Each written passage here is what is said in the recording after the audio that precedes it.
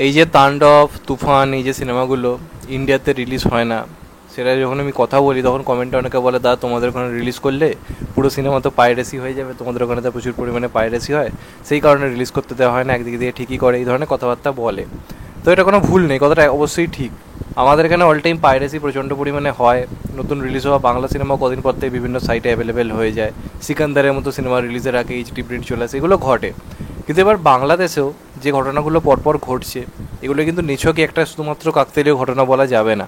আমার মনে হচ্ছে এর পেছনে একটা বড় রকম চক্রান্ত রয়েছে। যে সাকিব খান এতটা সফল, আজকে তাকে সবাই বলেছিল ইন্ডাস্ট্রিতে সে হারিয়ে গেছে, তারা সেই জায়গাটা নেই, সে আর কিছু করতে পারবে না। সেই জায়গা থেকে সাকিব খান আজকে যে নিজের দক্ষতায় এত যে অল টাইম ব্লকবাস্টার যে ব্যাক টু ব্যাক দিয়ে যাচ্ছে, আমি জানি না এটাতে কারোর পেছন চলে গেছে কিনা, যে কারণে পরপর দুটো সিনেমার ক্ষেত্রে, এর আগে যেটা রিলিজ করলো বরবাদ এবং এই যে এখন সিনেমা রিলিজ করলো তাণ্ডব, দুটোর ক্ষেত্রেই সেম টু সেম ঘটনা ঘটলো। এবং বরবাদের চেয়েও এবারে ঘটনা তো আরও দুঃখজনক। তার কারণ একটা সিনেমা রিলিজের প্রায় বলা যেতে পারে 5-6 দিনের মধ্যে একটা সিনেমার শুধুমাত্র পাইরেসি হয়েছে তাই নয়। পাইরেসি মানে কি বোঝায়? যে সিনেমা হল থেকে কোনো একটা ফুটেজ নিয়ে কেউ বিভিন্ন সাইটে ছেড়ে দিচ্ছে, যে কারণে সেটাকে হল প্রিন্ট আমরা বলে থাকি। এটা তাও মেনে নেওয়া যায়, যে কেউ কেউ এটা করে এসছে, এটা মেনে নেওয়া যায়। কিন্তু এবার যে ঘটনাগুলো ঘটছে, এগুলো তো ইন্ডাস্ট্রির ভেতরের লোকজনরা আমার মনে হচ্ছে কোথাও গিয়ে ব্যাপারগুলোর সঙ্গে জড়িত। তার কারণ তাণ্ডব এটা শুধুমাত্র যে পাইরেসি বা বিভিন্ন জায়গায় ছড়িয়ে পড়েছে তাই নয়, HD print original HD print, যে প্রিন্ট তোমরা পরবর্তীকালে হয়তো চরকিতে দেখতে পাবে বা বিভিন্ন প্ল্যাটফর্মে দেখতে পাবে, একেবারে অরিজিনাল, যেটা তোমরা সিনেমা হলে গিয়ে দেখতে পাচ্ছ, সেই প্রিন্ট পুরোপুরি অ্যাভেলেবেল ইউটিউবে পর্যন্ত দেখা যাচ্ছে। আমাকে একজন পাঠালো, আমি সিনেমাটা দেখিনি, কারণ আমি বরাবরই বলেছি পাইরেসি করে দেখার আমি খুব একটা পক্ষে নই। অন্তত সাকিব খানের মতো সিনেমা যে এত কষ্ট করে সিনেমা করে, তার সিনেমা আই থিঙ্ক যে কোনো উপায়ে টিকিট কেটে দেখাই আমার মধ্যে কোথাও গিয়ে হচ্ছে, সেটা ওটিটির মাধ্যমে হোক, আমরা যারা ইন্ডিয়া তারা ওটিটির মাধ্যমে দেখা বেশি প্রেফার করি, আর না হলে সিনেমা হলে টিকিট কেটে দেখবো। যে কারণে আমার এই মুহূর্তে দেখার কোনো ইচ্ছে নেই। আমি বড়বাদের ক্ষেত্রেও দেখিনি, তাণ্ডবের ক্ষেত্রে দেবো, কিন্তু যারা দেখবে তাদেরকে দোষ তুমি দেবে কী করে? আমাকে না আটকাতে পারছো, আমি না করছি না, আমার মধ্যে সেই বিবেকবোধটা রয়েছে বলে আমি করছি না। তো যারা করছে তাদেরকে তুমি দোষ দিতে পারবে না, কারণ পুরো এইচডি প্রিন্ট অ্যাভেলেবেল। তো মানুষ কেন সুযোগ ছাড়বে না? আজকে হলিউডের যখন কোনো সিনেমা রিলিজ করে, আমাদের এখানে রিলিজ করে না, বিভিন্ন সাইট মারফত পাওয়া যায়, মানুষ তো দেখে। তো এখন যখন বাংলাদেশের সিনেমা এইভাবে পাওয়া যাচ্ছে, তাদের ফলটা কাদের?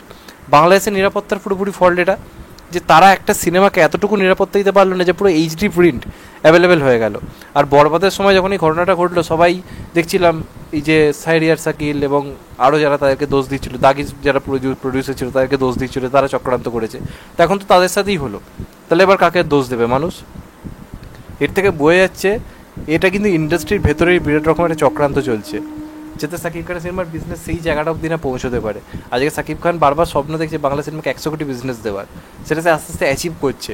কিন্তু প্রত্যেকবার এমন এমন কিছু ঘটনা ঘটছে, এখানে গিয়ে কালেকশনটা থেমে যাচ্ছে। একটা সিনেমা যখন মানুষের কাছে এত ব্যস্ততার মধ্যে যখন এইচডি প্রিন্ট অ্যাভেলেবেল, তোমার মনে হয় মানুষ সিনেমা হলে গিয়ে আর দেখবে? স্বাভাবিকভাবে দেখবে না। সেটা শাহরুখ হোক, সালমান হোক, যে কারো সিনেমা হোক, মানুষ আর সেই দিকটা দেখবে না। কারণ আজকে অনেক অনেক মাধ্যম রয়েছে, আগের মতো শুধুমাত্র সিনেমা হলের মাধ্যম নেই, অনেক অনেক মাধ্যম রয়েছে। তাহলে এটা তুমি ফলটা কাকে দেবে? এটা তো একটা জঘন্য নির্লজ্জ ঘটনা, যেটা করে তাকে অপরাধের আওতায় এনে চরম লেভেলের শাস্তি দেওয়া উচিত, এবং এমন শাস্তি দেওয়া যাতে ইন ফিউচার কেউ এরকম করতে না দুবার ভাবে, সেরকম দৃষ্টান্তমূলক কিন্তু শাস্তি দিতে হবে। কারণ এই জিনিসটা প্রচণ্ড প্রচণ্ড পরিমাণে বাজে। এটা সিনেমা ইন্ডাস্ট্রির ক্ষতি, শুধুমাত্র বাংলাদেশ নয়, যে কোনো ইন্ডাস্ট্রির জন্য এটা একটা বলা যেতে পারে খুব বাজে একটা ওয়ার্নিং। যে মানুষ এইচডি প্রিন্ট আগে কী করতো, এটা হল প্রিন্ট ছিল, অনেক লোক বলতে হল প্রিন্ট দেখবো না, পরে দেখবো। এখন তো মানুষ এইচডি প্রিন্ট পেয়ে যাচ্ছে, তাহলে মানুষ কেন দেখবে না তুমি বলো? আর বরবাদটাও হয়েছিল 24-25 দিন পরে, এটা তো 5-6 দিনের মধ্যে হয়ে গেল। তুমি তাহলে এরপর কী বলবে? নয় এটা হল মালিকদের মধ্যে কেউ করেছে, কারণ তাদের কাছেই পুরোপুরি এইচডি প্রিন্ট অ্যাভেলেবেল থাকে, একমাত্র প্রডিউসার বাদে, তার কাছে একমাত্র সেই অধিকারটা রয়েছে। নয় সেখান থেকে লিক হয়েছে, কারণ যদি কোনো ব্যক্তি যারা সিনেমা হলে দেখতে গেছে তারা যদি করতো, তাহলে হল প্রিন্ট ভার্সন আসতো।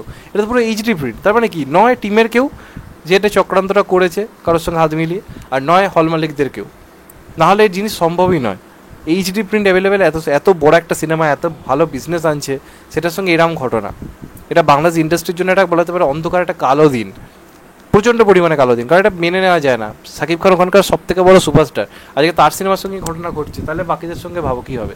একটা ইন্ডাস্ট্রি কীভাবে এরপর সার্ভাইভ করবে? যেটা কালেকশন হয়তো হতে পারতো 80-90 কোটি, সেটা তো এবার স্বাভাবিকভাবেই থেমে যাবে, কারণ সব জায়গায় অ্যাভেলেবেল। তা কী তাহলে এত বড় বড় কথা বলা হলো, পাইরেসি করলে এই হবে, অপরাধ হবে? এ তো ভেতর থেকে পুরো সিনেমা লিক হয়ে গেল, তাহলে তুমি কী বলবে? যাই হোক, এটা নিয়ে তোমাদের মতামত জানাতে ভুলো না।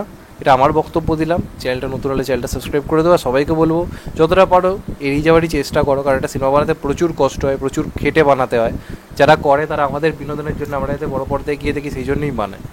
হ্যাঁ, পরবর্তীকালে ওটিটিতে এলে অবশ্যই সেখানে দেখা যায়, কিন্তু এইভাবে আমার মনে হয় দেখা কোথাও গিয়ে ঠিক হয়তো হবে না।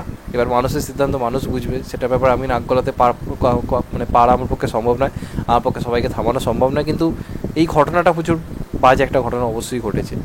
যাই হোক, এটা নিয়ে তোমাদের মতামত জানাতে ভুলো না। চ্যানেলটা নতুন হলে চ্যানেলটা সাবস্ক্রাইব করে দিও, অ্যান্ড কেটে বেল আইকন। ভালো থেকো সবাই, টেক কেয়ার, নমস্কার, আবার দেখা হবে।